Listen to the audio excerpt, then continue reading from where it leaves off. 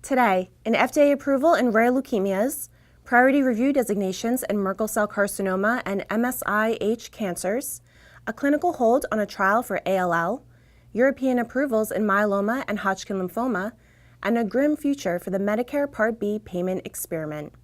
Welcome to Enclave News Network. I'm Gina Columbus. The FDA has granted a full approval and label update to ponatinib for patients with chronic phase, accelerated phase, or blast phase chronic myeloid leukemia or Philadelphia chromosome-positive acute lymphoblastic leukemia for whom no other tyrosine kinase inhibitors indicated, as well as for patients with T315I positive CML or T315I positive Ph positive ALL. Ponatinib was initially granted an accelerated approval in this setting in 2012. The updated decision is based on 4-year follow-up data from the Phase 2 PACE trial, in which treatment with ponatinib was investigated in patients with CML or Ph-positive ALL who were refractory to dasatinib or nilotinib or who harbored a T315I mutation. In the group of patients with CP-CML, the major cytogenetic response rate was 55% and the major molecular response rate was 39%.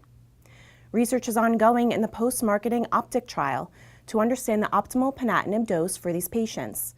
Initial findings from the study will likely be presented at the 2017 ASH annual meeting.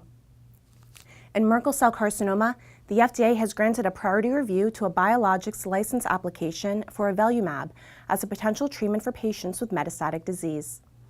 The decision is based on results of the Phase 2 Javelin Merkel 200 study, which demonstrated a 31.8% objective response rate with avelumab, including a 9.1% complete response rate. Additionally, the median progression-free survival with avelumab was 2.7 months, while the 6-month PFS rate was 40%. The median overall survival was 11.3 months, and the 6-month OS rate was 69%. Previously, avelumab was granted a breakthrough therapy designation for this indication in November 2015, as well as orphan drug and fast-track designations.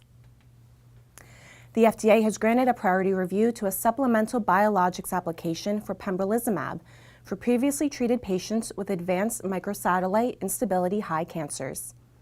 The application is based on findings from 5 open-label multi-cohort Phase 1-2 trials that investigated the checkpoint inhibitor in patients with MSI-H tumors.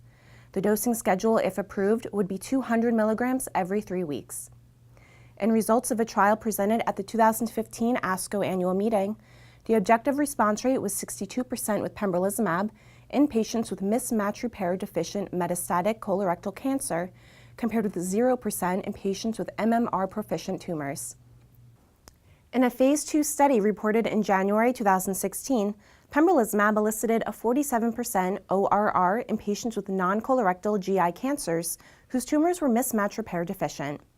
The FDA is scheduled to make a final decision by March 8, 2017. A clinical hold has been placed on the Phase 2 ROCKET study, which is investigating the CD19-targeted CAR T-cell therapy JCAR015 in adult patients with relapsed or refractory B-cell acute lymphoblastic leukemia.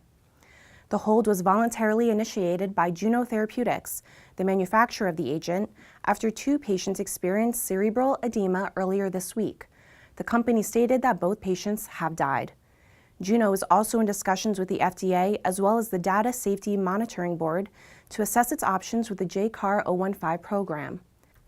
A clinical hold on the ROCKET study was also placed in July 2016 to address 3 deaths from cerebral edema that occurred following the addition of fludarabine as part of a preconditioning regimen given prior to JCAR015.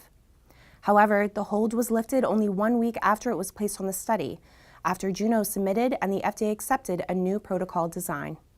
It is unclear when or if the trial will be resumed. In Europe, ixazomib was granted a conditional approval in combination with lenalidomide and dexamethasone for adult patients with multiple myeloma who received at least 1 prior therapy.